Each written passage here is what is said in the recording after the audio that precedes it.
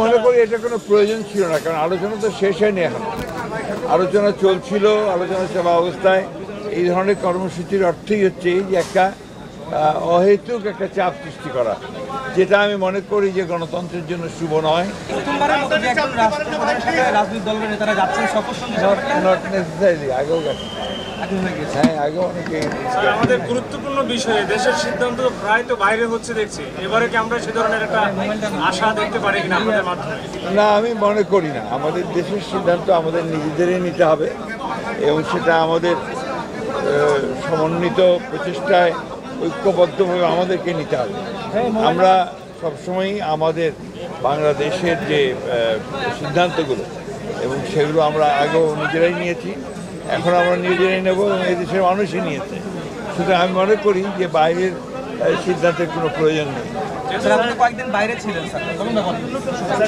ঢাকায় আজকে প্রথম কর্মসূচি পালন করলো জামাত ইসলাম সহ বেশ কয়েকটি 5 দফা দাবি, যার প্রথমটি হচ্ছে জুলাই সনদ বাস্তবায়ন করতে হবে নির্বাচনের আগে বা তার অধীনে নির্বাচন, পিআর পদ্ধতি, এইসব বিষয় নিয়ে তারা রাজপথে কর্মসূচি ঘোষণা করেছে এবং পালন করেছে আজকে প্রথম দিন।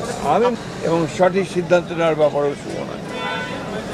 আমাদের সেক্রেটারি বলছেন যে আলোচনা টেবিল সমাধান হচ্ছে না এবং সেই সাথে তিনি বলছেন যে আপনার যেহেতু হচ্ছে না তাই তারা আসলে ধরনের কর্মসূচি এইভাবে রাজপথে আসলে সমাধান হয়ে যাবে। আমার পাল্টা প্রশ্ন যে রাজপথে আসলে কি সমাধান হয়ে যাবে? আমরা এখন পর্যন্ত সবচেয়ে বড় রাজনৈতিক দল, এ ব্যাপারে কোনো সন্দেহ নেই। আমরা কিন্তু এখন পর্যন্ত কোনো ইস্যুতে এই আফটার দিস চেঞ্জ, এই পরিবর্তনের পরে কিন্তু আমরা কোনো ইস্যুতেই রাজপথে আছি। আমরা আলোচনার মাধ্যমেই সমস্ত কিছু সমাধান করতে চাচ্ছি। আমার বিশ্বাস এটা আলোচনার মাধ্যমে শেষ হবে। দাবিগুলো করা হচ্ছে পিআরের মাধ্যমে নির্বাচন না, কেন আমরা বারবারই বলেছি পিআরের ব্যাপারে আমাদের অবস্থান থেকে অত্যন্ত পরিষ্কার। আমরা পিআরের পক্ষে নই, কারণ আমরা মনে করি যে বাংলাদেশের পিআরের কোনো প্রয়োজনীয়তা নাই। আপনার অন্য কোনো কি বললেন? জুলাই সনদের তো চলছে, জুলাই সনদের আলোচনা চলছে, অনেকগুলো বিষয়ে আমরা একমত হয়েছি।